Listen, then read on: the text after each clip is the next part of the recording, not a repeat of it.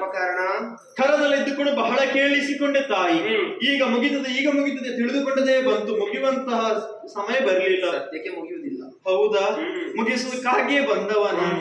ಅಮ್ಮ, ನಿಮ್ಮ ಗಂಡನನ್ನು ನಾನಾ ರೀತಿಯಾಗಿ ಹೊಗಳುತ್ತಾ ಇದ್ದೀರಿ, ಕೊಂಡಾಡುತ್ತಾ ಇದ್ದೀರಿ.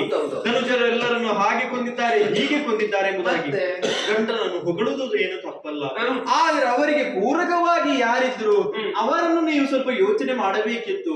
ನಿಮ್ಮ ಗಂಡ ಒಬ್ಬರೇ ಕೊಂದದ್ದ, ಅಷ್ಟೆಲ್ಲ ಸಾಹಸ ಸಾಧನೆಯನ್ನು ಮಾಡಬೇಕಾದ್ರೆ ಅವರಿಗೆ ಸಹಾಯಕ್ಕಾಗಿ ನಿಂತವರಾದ್ರೂ ಯಾರು? ಅದು ಈ ಸುದರ್ಶನನಾಗಿದ್ದಾನೆ. ಈ ಸುದರ್ಶನನ ವಿಚಾರವನ್ನು ನೀವು ತಿಳಿಸದೆ ನಿಮ್ಮ ಗಂಡನನ್ನೇ ಹೊಗಳುತ್ತಾ ಇದ್ದೀರಲ್ವಾ? ಈ ಸುದರ್ಶನ ಇಲ್ಲದೆ ಹೋಗ್ತಾ ಇದ್ರೆ ನಿಮ್ಮ ಗಂಡ ಬರ್ರಿ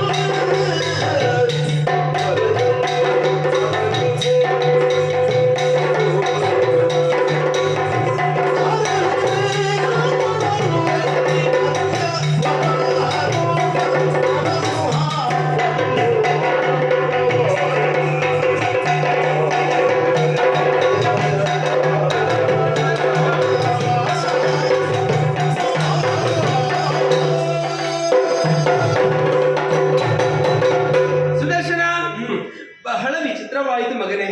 ಅಂದ್ರೆ ನನ್ನ ಗಂಡ ಮಾಡುತ್ತಾ ಕಾರ್ಯದಲ್ಲೆಲ್ಲ ನೀನಿದ್ದ ಕಾರಣ ಅವರಿಗೆ ಸಾಧಿಸುವುದಕ್ಕೆ ಸಾಧ್ಯವಾಯಿತು ಮಗನೇ. ಕೇವಲ ಬಾಯಿ ಮಾತಲ್ಲಿ ಹೇಳಿದ್ರೆ ಸಾಕಾಗುವುದಿಲ್ಲ, ಮತ್ತೆ ನೀನು ಸಮರ್ಥನೆಯನ್ನು ಕೊಡಬೇಕು. ಹೇಗೆ? ನನ್ನ ಕೆಲವೆಲ್ಲ ಪ್ರಶ್ನೆ ಉಂಟು.